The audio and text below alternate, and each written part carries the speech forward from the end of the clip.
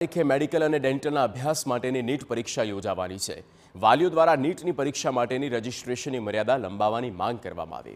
પરીક્ષા માટે 7 ફેબ્રુઆરીથી 7 માર્ચ સુધી રજિસ્ટ્રેશન કરાવવાનું હતું, પરંતુ ગુજરાત બોર્ડની પરીક્ષા અને રજિસ્ટ્રેશનની તારીખ એક જ સમય હોવાથી અનેક વિદ્યાર્થીઓ રજિસ્ટ્રેશનથી વંચિત રહી ગયા। ઉપરાંત એનટીએ દ્વારા આ વર્ષે જ્ઞાતિનું પ્રમાણપત્ર અને એલિજિબિલિટી સર્ટિફિકેટ પ્રથમવાર માંગવામાં આવ્યું।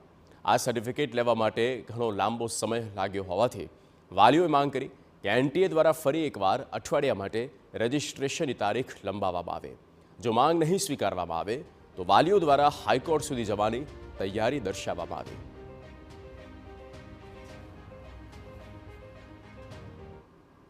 હવે આટલું બધું ડોક્યુમેન્ટ ભેગું કરવું એટલે થોડું કહેવાય કે દૂરના હોસ્ટેલમાં રહેતા હોય વિદ્યાર્થી અને એમના પેરેન્ટ્સ ગામડે રહેતા હોય બરાબર, તો આટલું 10 થી 12 દિવસમાં કઈ રીતે પ્રોવાઈડ કરે।